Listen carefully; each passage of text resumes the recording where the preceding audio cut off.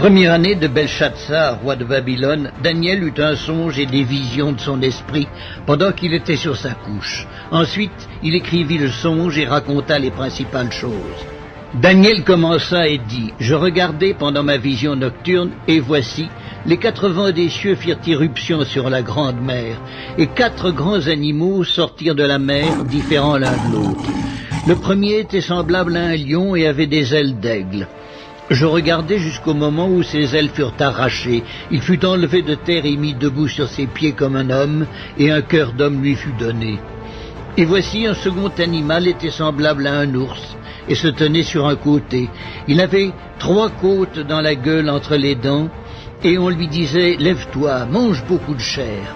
Après cela, je regardai, et voici, un autre était semblable à un léopard, et avait sur le dos 4 ailes, comme un oiseau. Cet animal avait 4 têtes, et la domination lui fut donnée. Après cela, je regardai pendant mes visions nocturnes, et voici, il y avait un 4e animal, terrible, épouvantable, et extraordinairement fort. Il avait de grandes dents de fer, il mangeait, brisait, et foulait aux pieds ce qui restait. Il était différent de tous les animaux précédents, et il avait 10 cornes. Je considérai les cornes, et voici, une autre petite corne sortit du milieu d'elle, et 3 des premières cornes furent arrachées devant cette corne.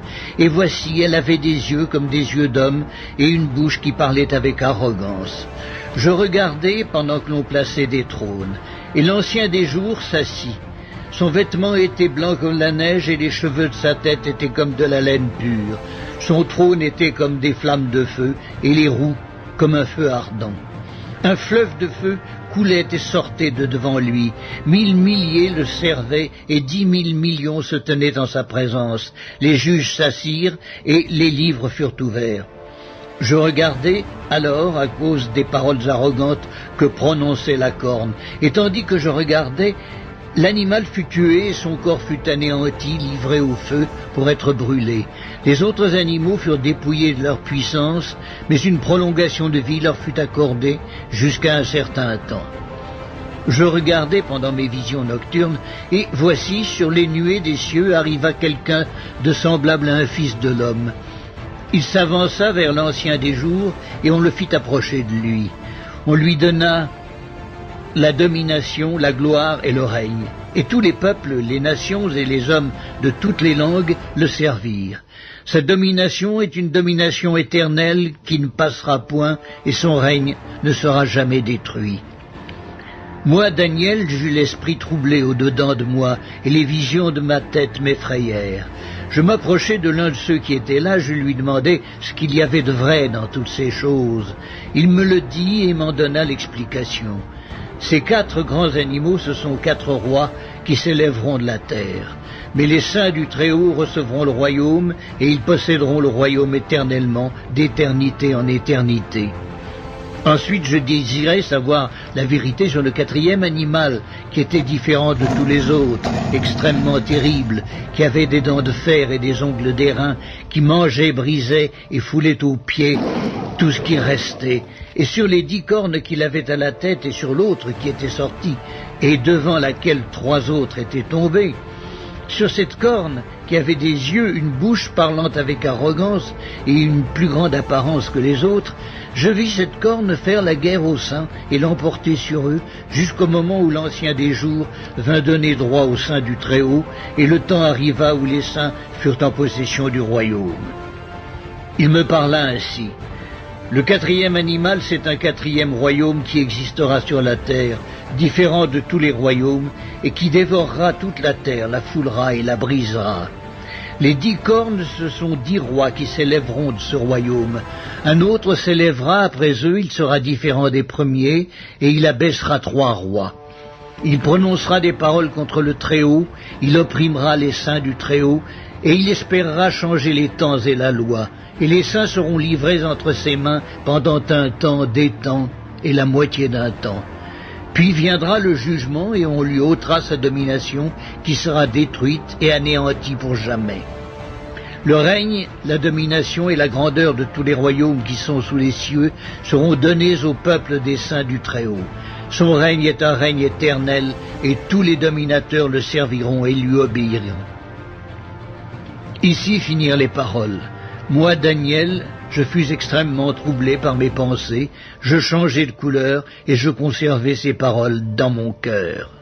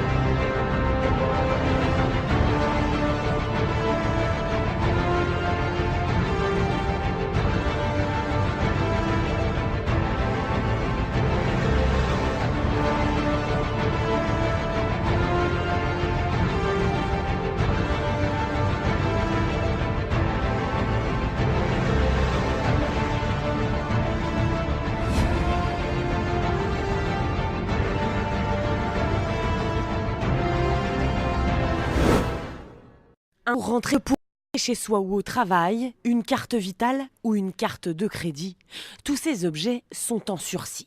Le futur le voici, une micropuce plus fine qu'une allumette implantée sous la peau, et tous les pouvoirs seront bientôt entre vos mains. Vous pouvez débloquer votre téléphone, ouvrir votre porte, votre voiture, déclencher votre radio, enfin faire ce que vous voulez. Là, je passe ma main et voilà, la serrure de la porte est ouverte. Les experts voient cette technologie comme l'avenir à court terme. Stocker des informations, des mots de passe, mais aussi du savoir en plus. Ces petites puces pourraient à terme révolutionner notre façon d'apprendre. Dans le futur, si vous avez besoin d'apprendre le chinois en très peu de temps, une puce implantée réglera votre problème. Mais le but premier de ces puces est avant tout économique, inciter les consommateurs à acheter plus facilement. Certaines boîtes de nuit utilisent déjà le dispositif. Les clients y payent leur consommation d'un revers de main.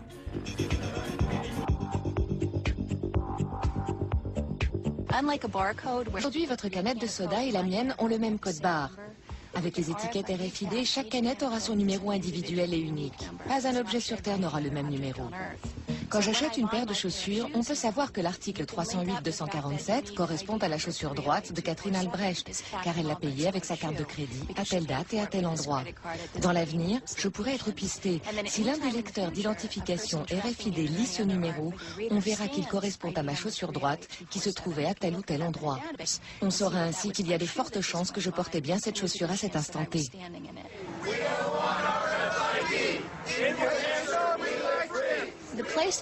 Nous avons limité l'utilisation de la RFID concernant l'étiquetage des marchandises. Nous la refusons. On ne doit pas pouvoir mettre des étiquettes sur des marchandises que les gens achètent, portent, louent ou utilisent de quelque manière que ce soit. Cela risquerait de poser de sérieux problèmes. Le problème, c'est la possibilité, effectivement, de doter des personnes de puces, je l'espère avec leur consentement. Et à ce moment-là, le problème qui se pose, c'est effectivement de savoir si nos concitoyens pensent qu'il est justifié, j'ai vu qu'en Espagne, par exemple, ça se faisait, de se faire implanter par une seringue une puce RFID pour entrer dans un club, un établissement quelconque.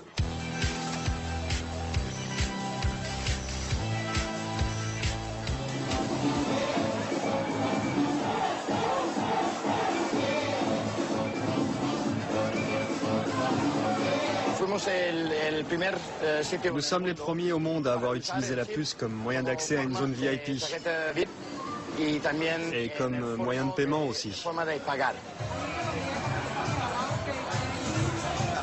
Je suis l'infirmière qui implante les puces ici dans la zone VIP de Barra Beach Club. J'ai implanté un peu plus de 90 personnes.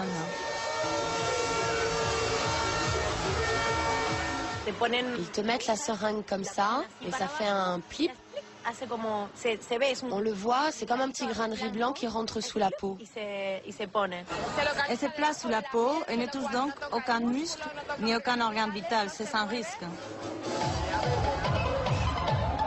Là, il y a une sorte de piston. Une fois que l'aiguille est enfoncée sous la peau, on appuie sur le piston qui, grâce à un dispositif de sécurité, place la puce sous la peau de manière à ce qu'elle ne puisse pas remonter.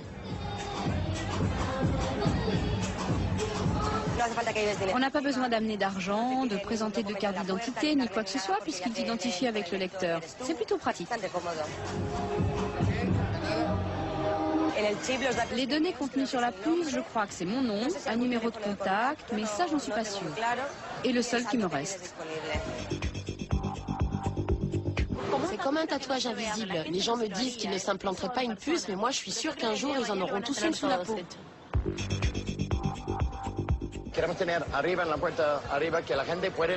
Nous allons bientôt installer un lecteur de puces devant la porte d'entrée du club pour que les clients puissent entrer et sortir tout seuls, comme s'ils étaient chez eux, sans avoir besoin de passer à chaque fois devant un portier. C'est une façon très VIP de rentrer en boîte, sans avoir besoin de parler à personne. Je suis arrivé ce matin pour me faire enlever une puce électronique que je me suis fait implanter dans le bras. Quand je me la suis fait implanter, c'était à minuit, il y avait de la musique, j'avais un verre de caipirinha à la main. Ça fait partie des interventions un peu casse-pied, je dirais plutôt. Mais c'était pas sous la peau du tout, hein, contrairement à ce qu'on pouvait croire.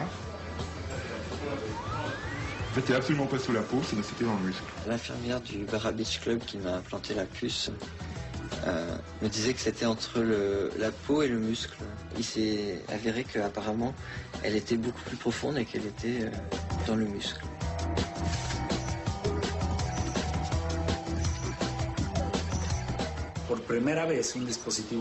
Pour la première fois, un dispositif électronique peut être encapsulé et implanté dans le corps humain sans risque ni effet secondaire.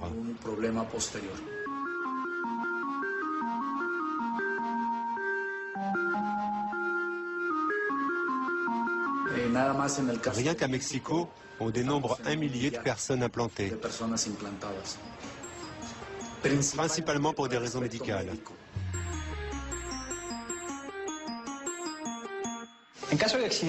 Si j'ai par exemple un accident, les urgences ou les médecins de l'hôpital qui m'accueillent ont juste à appuyer sur le bouton qui est ici pour récupérer automatiquement un numéro spécifique et unique de 16 chiffres.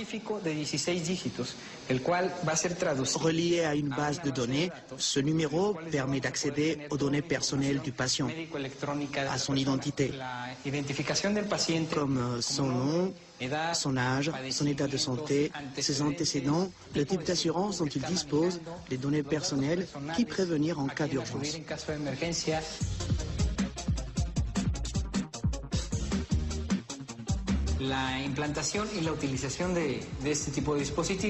Les implants et l'utilisation de ce dispositif existent depuis 2004. Nous avons donc déjà pas mal d'hôpitaux équipés, des assurances, également des cliniques privées, des consultants et des médecins privés. Je n'ai aucun doute, nous allons assister très prochainement à une violente explosion du marché de la RFID.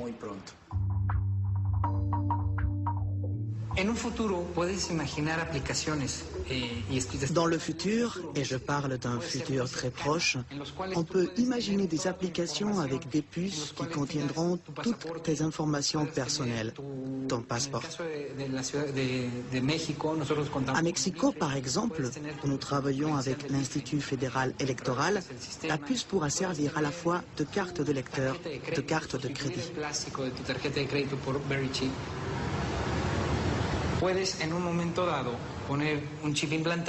On peut aussi imaginer implanter une puce sur un enfant ou un adulte et installer des lecteurs un peu partout dans la ville, dans les boutiques, les édifices publics, etc. Au moment où la personne implantée passera à proximité d'un de ces lecteurs, le dispositif détectera automatiquement sa présence, lui transmettra l'information à une base de données qui permettra de localiser la personne en temps réel.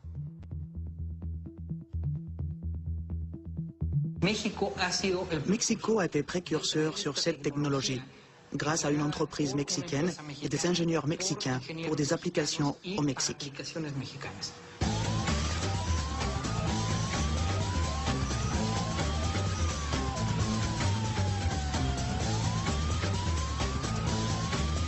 Pour localiser les membres de la famille qui pourraient être éventuellement victimes d'enlèvement.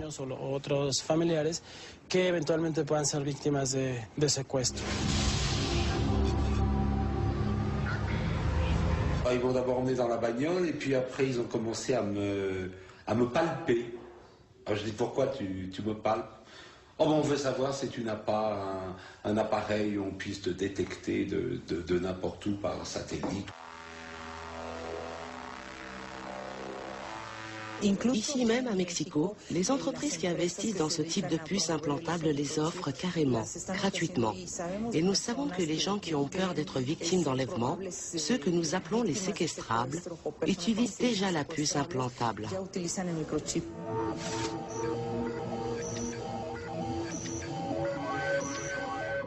La prochaine étape à court terme sera la combinaison de la technologie RFID et du GPS.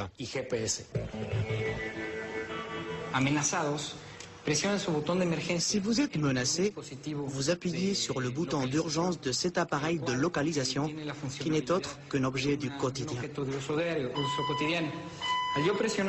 En appuyant sur le bouton, vous déclenchez en 7 secondes une alarme et un appel téléphonique qui retentissent ici dans nos bureaux et provoquent automatiquement une réaction de nos services pour vous localiser avec une marge d'erreur de moins de 12 mètres.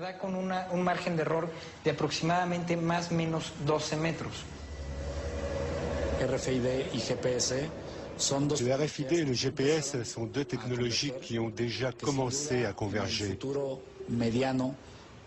À moyen terme, il y aura beaucoup plus de produits qui combineront ces deux technologies. Dans les années à venir, le développement du GPS et du RFID amènera de nouvelles applications qui répondront à de nouveaux besoins.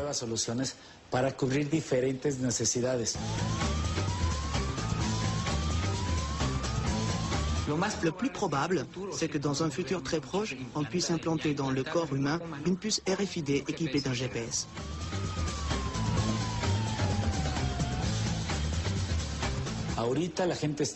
Pour l'instant, les gens utilisent cette technologie pour des raisons sécuritaires et de tranquillité. Mais je ne peux pas affirmer que ça ne changera pas, pourvu que nous ne connaissions jamais plus une situation comme celle de la Seconde Guerre mondiale, lorsque la technologie a été utilisée contre l'humanité. Si c'était le cas, cela pourrait recommencer, c'est une possibilité.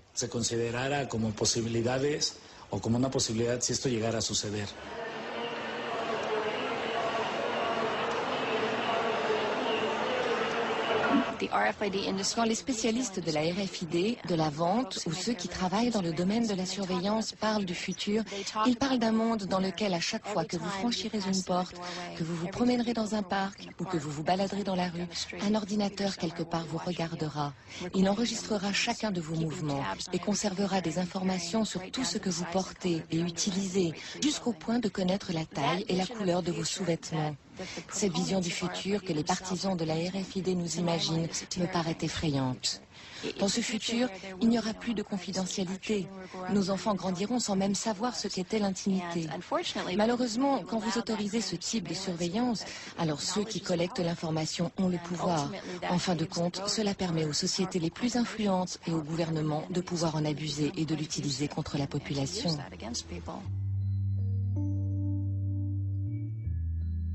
On entre dans une société où aujourd'hui on peut être surveillé par une caméra, on peut être écouté.